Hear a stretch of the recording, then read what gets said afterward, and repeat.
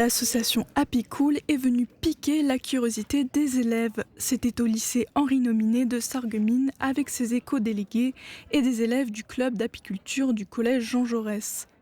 Happy Cool est venu avec une approche naturaliste de l'abeille pour mieux faire connaître cet insecte et effacer les idées reçues. Oui, notre cœur de mission, c'est vraiment la sensibilisation. C'est vraiment de se rapprocher du vivant. Et de ce point de vue-là, l'abeille est une très belle porte d'entrée. Parce que déjà, elle nous met face à notre méconnaissance. On croit connaître le vivant, mais finalement, comme on l'a vu aujourd'hui, il n'y a pas juste l'abeille qui fait le miel, il y a 1000 espèces d'abeilles. Donc ça nous met face à cette méconnaissance et après, ça nous oblige à réfléchir comment on fait mieux. Comment on modifie nos pratiques, comment on voit nos espaces verts. Et on peut aller même au-delà de ça, comment on réfléchit nos paysages, parce que ça a un lien aussi avec l'eau, avec les paysages, et puis la sécurité alimentaire. Donc comment on mange mieux aussi pour préserver le vivant. En fait, tout est lié. Et l'abeille, c'est un pont sur tous ces sujets, et c'est vraiment ça notre cœur de mission. C'est vraiment ça qu'on a envie de partager, et avec les personnes qui ont envie de faire mieux. Lors de cette intervention, les élèves ont pu découvrir de vrais spécimens de bourdons ou encore de différentes espèces d'abeilles. Le but était de comprendre leur fonctionnement et trouver des solutions pour maintenir leur espérance de vie. La mission principale de l'association Happy Cool est d'accompagner toute personne souhaitant s'informer sur le monde de l'abeille, mais surtout sensibiliser les élèves de la maternelle jusqu'au lycée. Moi je trouvais que c'était plutôt intéressant. De ce que je connaissais déjà, c'était sincèrement que les abeilles en colonie et qui faisaient du miel. Moi je trouvais ça intéressant aussi parce que avant je connaissais rien sur les abeilles.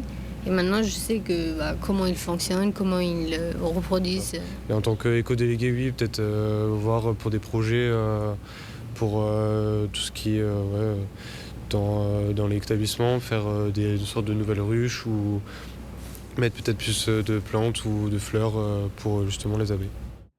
Les élèves en ont donc appris plus sur cette biodiversité et pourront mettre leurs connaissances en pratique. Des initiatives ont déjà été menées au lycée Henri Nominé avec des plantations et des nichoirs pour abeilles solitaires. Une ruche a également été installée au collège Jean Jaurès. En bref, la nouvelle génération est parée pour mieux aborder le monde de l'apiculture. Le président de la région Grand Est, Franck Leroy, était en visite à l'IFSI de Sarreguemines pour découvrir les locaux. Lors de ce déplacement, plusieurs sujets ont été évoqués comme la mobilité, la formation sur les métiers de l'industrie ou encore les quotas étudiants de l'IFSI de Sarreguemines et Forbach.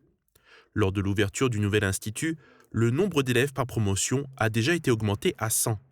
Aujourd'hui, c'est 596 étudiants qui sont présents sur les deux IFSI. L'offre de formation est absolument nécessaire dans les métiers de l'infirmerie, pour plusieurs raisons. D'abord, la situation démographique fait qu'on va avoir beaucoup de départs en retraite dans ces métiers, puis qu'ensuite, l'allongement de la durée de vie nécessite de plus en plus de soins infirmiers. Et donc, on a besoin de plus en plus de formation en infirmiers. On est donc passé sur des promotions qui étaient de 79 à 100, ce qui veut dire 300 étudiants ici, 300 étudiants à Forbach.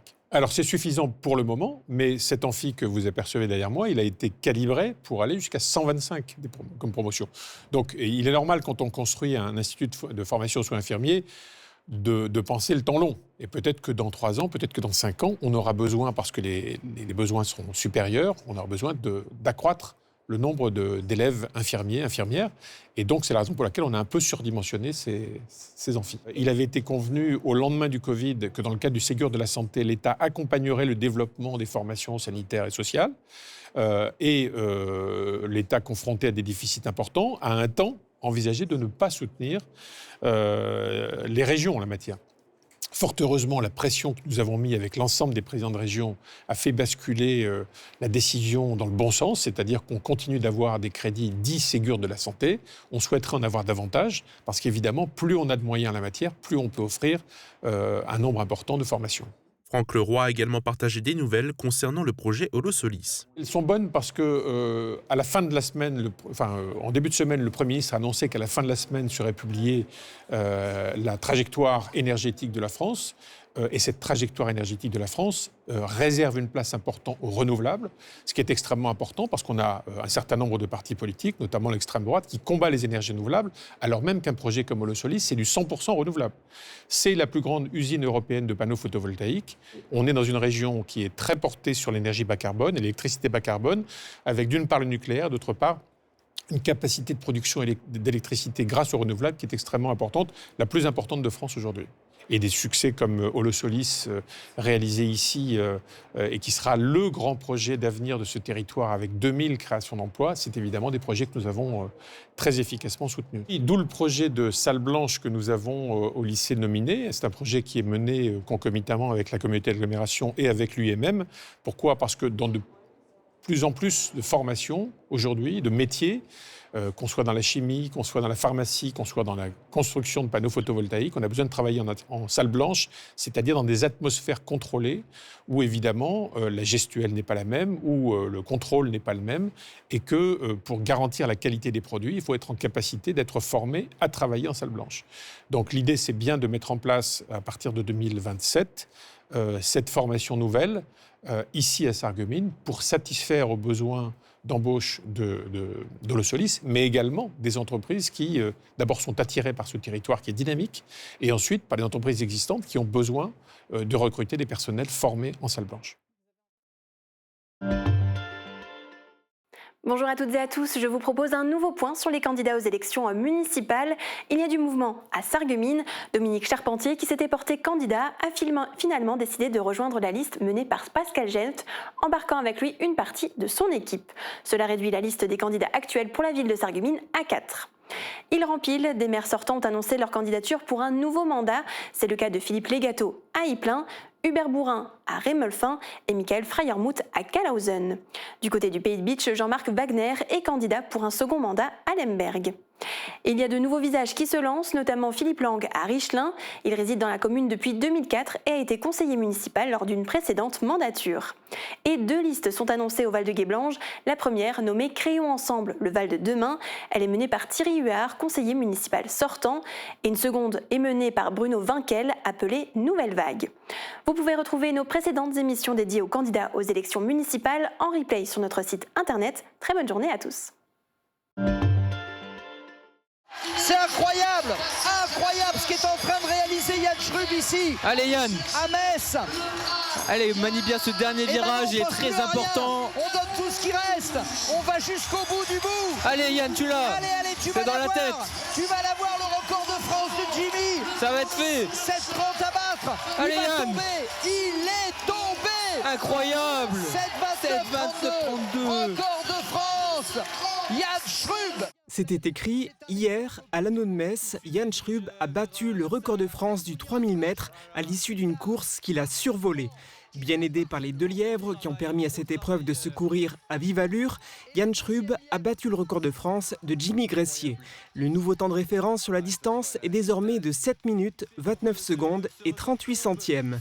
Tête d'affiche du meeting à Tlélor, qui réunissait hier des cadors mondiaux de l'athlétisme, Yann Schrub a parfaitement répondu aux attentes. Franchement, ça fait des années que je viens ici. Au début, plutôt dans les séries C, DE. Aujourd'hui, je viens en série A. Avec Dom, on a monté une belle course pour essayer de battre ce record du monde. Et enfin, avec toutes les médailles que j'ai, heureusement, enfin, j'ai un record de France que j'ai battu de Jimmy l'année dernière. C'est mon premier, ici, chez moi, à Metz, avec mon public. Que demande le peuple ? Cette compétition de référence, marquée par l'exploit de Yann Schrub, qui a réalisé la meilleure performance de l'année, a été immortalisée et diffusée en direct à la télé grâce aux moyens techniques combinés de Moselle TV et Mosaïque Cristal. Nous avons eu le plaisir de travailler avec 2 grands spécialistes de la couverture d'événements sportifs internationaux, Patrick Montel et Nelson Montfort. Une expérience forte. Le directeur de ce meeting, j'imagine que celui-là, il va rester longtemps dans les mémoires. Radio Studio 1, 105.8. Toute l'énergie du 80 pop rock, toute l'info locale et encore plus. À Bitche, à Sarreguemines et partout où vous êtes. Radio Studio 1. Super U Rohrbach vous accompagne au quotidien et par tous les temps. Il fait trop froid pour sortir faire les courses? N'hésitez plus, commandez en ligne, on s'occupe de la préparation. Drive ou livraison, disponible en toute saison. La météo avec U, commerçant autrement. Bonjour tout le monde, la matinée de demain débutera sous le soleil puis les nuages reprennent l'avantage. Des averses de pluie et de neige sont attendues pour le reste de la journée. Côté température, les minimales iront de -2 à -4 degrés et les maximales de 6 à 7 degrés. Demain nous fêtons les Claudes et il fera jour de 7h43 à 17h55. Nous gagnerons 3 minutes de soleil. Passez tous encore une belle journée et un excellent week-end.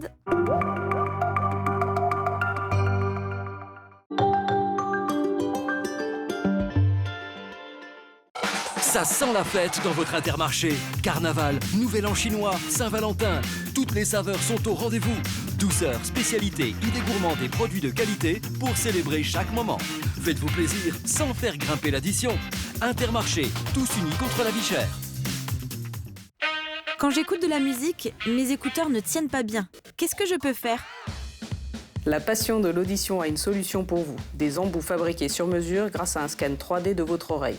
Et en plus, ils sont adaptés à toute marque d'écouteurs.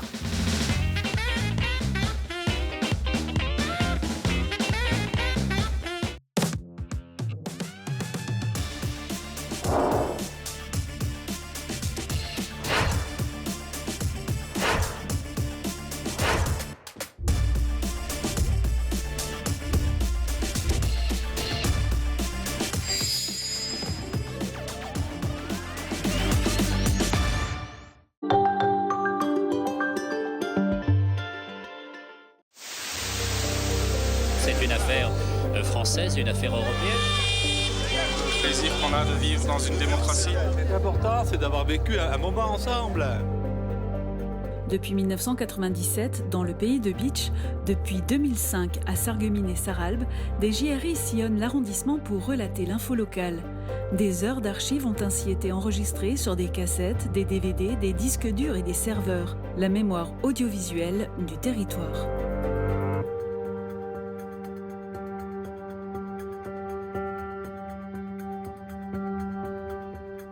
La télé Made in Lorraine.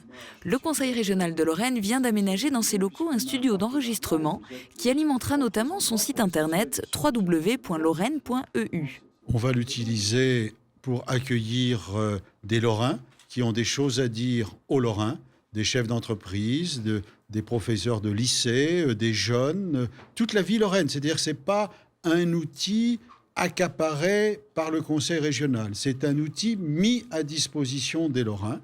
Et voilà, nous parlerons de la Lorraine et de temps en temps, bien sûr, nous parlerons de l'action du Conseil régional, mais c'est quelque chose qui est ouvert sur la réalité de la vie. Jusqu'à maintenant, la région était régulièrement amenée à louer du matériel. Elle est désormais autonome avec cet investissement de 488 000 € qu'elle estime amortir en 6 mois. À l'achat du matériel s'ajoutent les frais d'aménagement des locaux, 45 000 €. Quant aux moyens humains nécessaires pour ce nouveau studio, pas d'embauche supplémentaire, le fonctionnement du studio sera assuré par l'équipe du service communication. Pour ce qui est de son utilisation, ce studio n'est pas destiné à l'usage exclusif de la région Lorraine. Ce studio, il est mis à disposition du GIE des télévisions lorraines, c'est-à-dire que c'est un outil qui n'est pas seulement du Conseil régional, mais c'est un outil qui est mis à disposition des TV, dont la vôtre, Mosaïque, pour éventuellement faire des images, l'utiliser, relayer ce qui est fait ici, de façon à ce qu'il y ait une mutualisation de moyens, d'images, de production. Pour Mosaïque, TV8, TV Cristal, Mirabel et Vosges Télévisions, les 5 chaînes qui constituent le GIE Lorraine, l'action de la région est un coup de pouce. Il se situe à 2 niveaux. Je veux dire qu'il y a justement cette mutualisation de moyens techniques avec ce studio qui est mis à disposition, mais il y a à côté aussi, il y a de l'argent qui a été mis qui était mis à disposition des télévisions locales à travers une convention pour valoriser là aussi des événements culturels et sportifs sur l'ensemble du territoire de la région. En décembre, vous avez ainsi pu voir sur nos écrans des chants de Noël interprétés par des artistes de toute la région. Et début mars, vous pourrez voir le meeting d'athlétisme Metz-Moselle-Athlélor Indoor 2012. Si tout se passe comme le veut le calendrier, dans environ 16 mois, 53 logements de l'OPHLM auront pour adresse rue de l'Hôpital à Sarreguemines. La partie la plus récente du bâtiment est en pleine mutation. D'aspect extérieur, effectivement, il est quasiment inchangé sur la partie avant, donc rue de l'Hôpital. Par contre, toute la partie arrière, on vient mettre une isolation par l'extérieur, en laine de roche, de manière à approcher le plus possible un label BBC Rénovation. Pour l'heure, les travaux ont lieu à l'intérieur. Les couloirs résonnent en ce moment au son des perceuses, marteaux, scies qu'emploient les ouvriers de l'entreprise chargés de la démolition. Entre tout ce qui est bois, tout ce qui est gravat, tout ce qui est électricité, PVC, donc il y a un tri sélectif qui est fait avant la mise en décharge. Dès que les déchets ne sont pas triés, le coût est multiplié quasiment par 10 à 15. Donc, ce qui incite effectivement les entreprises à faire le tri sélectif dès le démarrage du chantier. Actuellement, la priorité est mise sur le premier et le deuxième étage de l'immeuble, dont une partie de 1000 m² doit accueillir l'ITEP de la Fondation Vincent de Paul au mois de septembre. Au mois d'août, le bâtiment USN qui loge l'Institut sera complètement rasé. Dans la partie qui est conservée, les quelques vestiges de l'hôpital seront intégralement enlevés du sol au plafond. On ne conserve que les dalles et l'ossature. Toutes les cloisons seront abattues et l'intérieur sera sécurisé, notamment par la fermeture des cages d'ascenseur. Une démolition qui révèle toute la partie cachée de l'hôpital, notamment l'importance des réseaux, ce qui justifiait la hauteur de plafond. On n'est pas dans le cœur historique du bâtiment, c'est des bâtiments des années 60 à 80, donc finalement assez récents. On voit les poteaux poutres qui sont quand même des constructions actuelles. Donc il n'y a rien pour l'instant. Alors si, énormément d'ascenseurs, énormément de locaux très techniques, énormément de réseaux. Donc effectivement, on a enlevé je ne sais plus combien de tonnes et de tonnes de chemins de câbles, de chemins électriques. Des matériaux qui attisent les convoitises. Un chantier comme celui-ci recèle des milliers d'euros de divers métaux. Le site est donc placé sous vidéosurveillance et un gardien occupe les lieux en permanence. Nous, on se chauffe 2 fois quand on le fait, puis quand on le met dans le feu. Quelle bande de vénards! Ils ont beau travailler dehors par -10, les bûcherons n'en perdent pas pour autant leur sens de l'humour. Certains disent même qu'ils se chauffent 3 fois avec le bois. Ils comptent en effet le moment où ils le rangent. Il faut dire que là aussi, c'est du sport de remiser le bois. Si l'ours hiberne en hiver, les bûcherons, eux, sont en pleine activité durant cette période. À Sarralbe, ils ont affaire à des feuillus et attendent que la sève soit descendue avant d'abattre les arbres pour éviter des problèmes de conservation. La campagne d'exploitation commence à la fin du mois d'octobre et se termine en mars. La décision de couper tel ou tel arbre est définie par un document de gestion de la forêt qui s'inscrit au minimum sur 15 ans.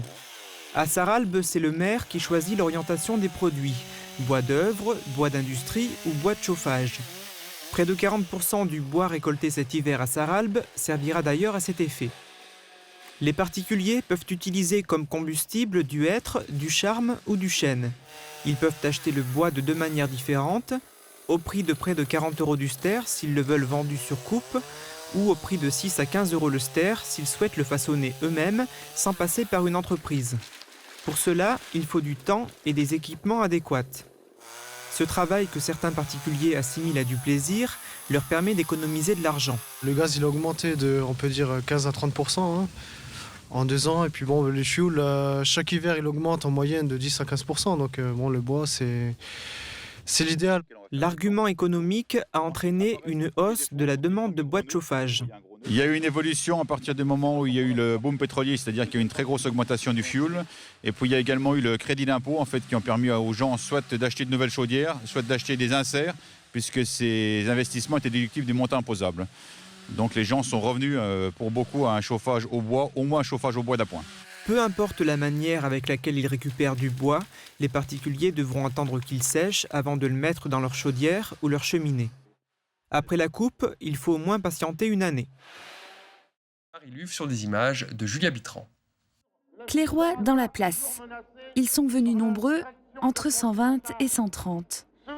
À l'entrée de l'usine, ils profitent du changement de poste pour distribuer des tracts aux contis de Sarreguemines. La manifestation est largement médiatisée, mais elle se déroule dans le calme. Le comité de lutte de Clairois reste mobilisé, car dans l'Oise, l'usine a fermé, mais tous n'ont pas retrouvé une solution professionnelle. On a rentré plus de 500 personnes à Pôle emploi, je crois que c'est 560. Donc on demande à Altedia et à Continental de reclasser 300 personnes, quoi, avec des vrais boulots, quoi, pas du précaire, des CDI. L'aide au reclassement mise en place avec Pôle emploi et le cabinet Altedia a été prolongée de 6 mois en décembre dernier. Et si des postes ont été ouverts à Sarreguemines, ce n'est visiblement pas l'objectif des ex-Conti. Vous savez, c'est les déménagements, c'est la vie de famille qui est dans l'Oise, donc ça c'est difficile. Je crois qu'il y en a 8 qui occupent l'usine de Sarreguemines. Ça a l'air de bien se passer pour eux, mais bon, tout le monde n'est pas prêt à franchir le pas encore. Ce qui compte pour le comité de lutte de Clairoix, c'est de garantir à chaque salarié licencié un retour au travail. Et au-delà de ça, une qualité de vie à chaque travailleur. À leur côté, les mineurs, mais aussi des délégations syndicales. Parce qu'on est un petit peu dans la même galère qu'eux. Nous, la chimie, on n'arrête pas de supprimer des emplois, à nous demander toujours plus de productivité. Donc du coup, voilà. Leur présence à Sarreguemines n'est pas anodine. Les ex-Conti en appellent à la solidarité ouvrière et ils s'adressent particulièrement aux salariés sarregueminois.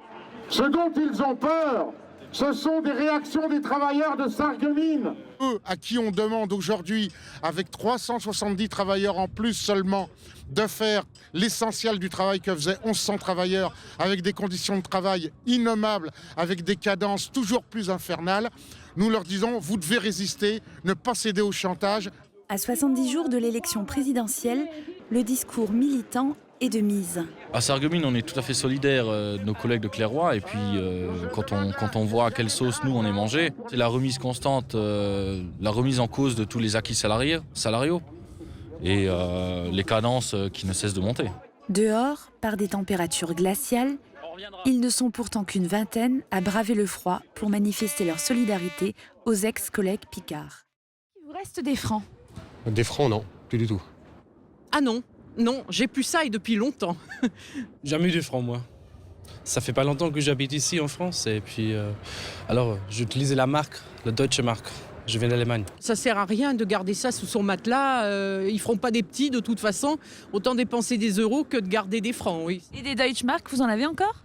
Pas du tout non plus. Hein. J'ai tous échangé déjà. Et pourquoi pas les garder en souvenir, en collection? Ça m'a jamais intéressé. Je suis trop jeune, je pense. Hein. Est-ce qu'il vous reste des francs? Peut-être 2-3 que j'ai gardés en souvenir. Oui, mon père, il a encore des francs. Pour quelle raison? Ma foi, j'ai essayé de les liquider donc, quand il y avait le transfert. Et puis bon, j'ai gardé 2-3 petites pièces comme ça pour en souvenir en fait, c'est tout. Est-ce qu'il vous reste des francs? Quelques-uns, mais vraiment pas beaucoup. Des pièces de 10 francs, voilà, ça s'arrête là. Non, plus de francs. Et pourquoi avoir choisi de les garder? En souvenir, surtout pour ma fille qui n'a pas connu ça, donc voilà, ça fera toujours un beau souvenir. Est-ce qu'il vous reste des francs? Non, mais les francs, on peut les attraper encore dans certains trucs et prendre encore les francs. Non, pas du tout, j'ai tout épuisé. 10 francs à la maison que je garde parce que j'aimais bien la pièce. Et est-ce que vous pensez que beaucoup de monde conserve encore des francs chez soi? Oui, je pense qu'il y a quand même encore des personnes qui en conservent. Ouais, ça je suis sûr. Je suis sûr qu'il y en a même qui ont oublié qu'ils en ont, mais je suis sûr qu'il y en a qui en ont. Oui, parce que je connais deux mamies un peu plus âgées que moi qui ont effectivement encore des francs au cas où. Alors, mais étant donné qu'elles sont ces deux dames que je connais qui sont nettement plus âgées, et je m'aperçois qu'elles ont connu la guerre, elles ont subi, et leur réflexion c'est on ne sait jamais. Donc voilà, c'est plutôt c'est pas pour les garder pour prendre de la valeur, c'est parce que voilà, c'est plus elles ont connu les affres de la guerre et elles se disent le franc ça peut pas faire de mal d'en garder un petit peu. Il vous reste des francs, est-ce que vous seriez prêt à nous en donner? À donner non. Ce sera probablement la dernière assemblée plénière des élus de Hambach dans l'actuelle mairie avant que le conseil municipal ne s'installe dans le nouveau bâtiment.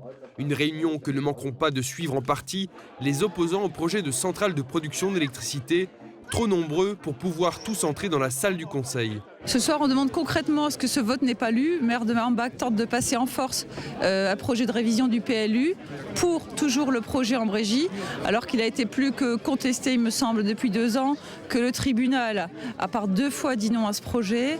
Il ne respecte ni l'avis de la population, ni l'avis de la justice. Il tente de prendre tout le monde de court en engageant cette procédure. Aujourd'hui, vu les enjeux pour la population de Hambach, nous demandons à ce qu'il y ait une concertation globale qui ait lieu au niveau de la population, suivie d'un référendum. Un message que les conseillers municipaux ne sont pas venus discuter. À l'ordre du jour, au point 1, Le maire, Gaston Meyer, propose donc une révision du plan local d'urbanisme, rappelant en préambule ses motivations. Dans l'esprit d'une grande majorité de ce conseil municipal, le développement de l'Europole 2 et l'installation d'une centrale combinée gaz nous semblent opportuns dans le contexte économique actuel. Mais bien que les décisions du tribunal administratif me laissent perplexe, je retiens un point qui me conforte. Et oui, comme les experts, comme les services de l'État, les juges n'ont formulé aucune observation sur les aspects sanitaires, environnementaux ou scientifiques. Une fois encore, les principaux arguments de certains opposants ont été écartés et malgré cela, aujourd'hui, ils continuent. Preuve d'un acharnement infondé. Alors, si ces ralentisseurs de l'activité économique locale peuvent se réjouir et ces décisions du retard qu'ils engendrent, qu'en pensent les chômeurs, les demandeurs d'emploi? Dehors. J'ai dit dehors. Vous sortez. Vous sortez. J'appelle la police. Vous sortez. Ils auront du mal. Pardon? Ils auront du mal à nous faire sortir. Vous sortez. Ben oui, il y en a qui vont dormir ici. Vous ne pouvez pas nous faire sortir. Alors si j'entends un mot, on ne peut pas. Je t'annonce. Monsieur Meyer, restez correct aussi. C'est vous qui n'êtes pas correct. Un mot. Je fais sortir et j'arrête. On est bien d'accord. Un mot. Je reprends. Qu'en pensent les chômeurs, les demandeurs d'emploi, les étudiants, les parents qui pensent à l'avenir professionnel de leurs enfants, les commerçants locaux, les spécialistes de la gestion des énergies et bien sûr ceux qui voudraient travailler et s'implanter sur l'Europole. C'est donc par un point d'urbanisme que démarre le Conseil qui doit engager ou non une révision du PLU pour permettre, explique le maire, d'accueillir de grandes entreprises classées ICPE, installations classées pour la protection de l'environnement, et éviter qu'un tiers ne s'appuie sur une jurisprudence pour faire annuler un permis de construire. Comme il a dit monsieur le maire, la SMART, le dernier permis c'était ICPE. Donc si on veut avoir une entreprise, peut-être une entreprise importante, si on ne le fait pas maintenant, on travaillera contre l'emploi. S'il n'y a pas d'autres demandes de parole, je le mets au bois. Qui c'est qui est contre? Abstention. Adopté. Je vous remercie. La révision du PLU a été adoptée à 16 voix pour et une abstention.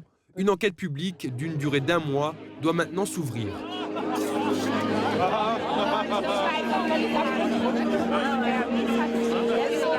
Thank you.